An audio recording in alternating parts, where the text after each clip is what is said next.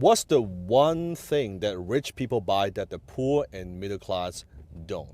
The rich people, they have these nice watches, and they drive the Lamborghini, the Ferrari, the Bentley. And that's what people see rich people, that's what they have. But that's not actually what got them there, right? So what did they actually buy? Rich people, one thing that they buy is they buy assets that the poor and the middle class don't. Now, what are assets? I'm talking about income producing assets. Assets that appreciate, assets that would make that money. So example, it could be a real piece of real estate. It could be an apartment building. It could be a company. It could be stock. Any assets, investments that would put money in their pocket.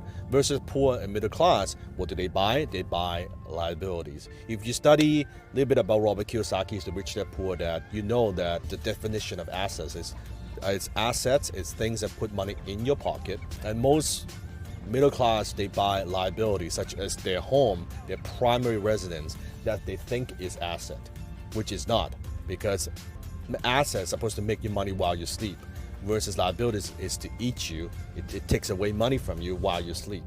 And you look at poor middle class, you look at their financial statements, very often they have very little or no assets, zero assets, and they have a lot of liabilities, their home, their car, and all that stuff, but they have very little assets. So rich people, we buy assets first, then the assets buys our luxuries, versus the other way around. I'll give you a perfect example. So instead of asking yourself that, saying to yourself, I can't afford that, it's too expensive.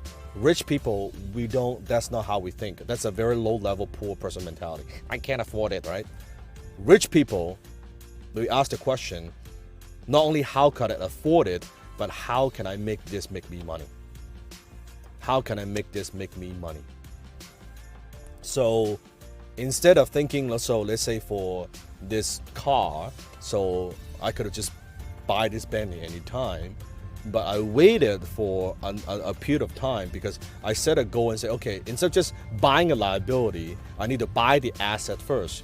So I need to buy an asset that would throw off enough cash flow, in my case, a real piece of real estate, enough cash flow that I know that would cover my monthly payment of my Bentley, right? So instead of me just buying a Bentley, which then I have to pay from myself, from my own pocket, I say, okay, let me go through a step. Let me buy the asset, the one thing, buy the asset first. When the asset throws enough cash flow, that pays for my luxuries, that pays for this particular car that we're filming in.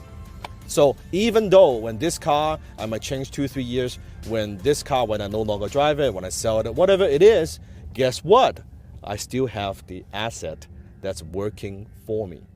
That's the difference. Rich people, we buy nice things. We buy the nicest things.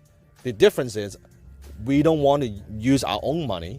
We buy the assets first, we invest first, we buy the investments first, then we buy liabilities.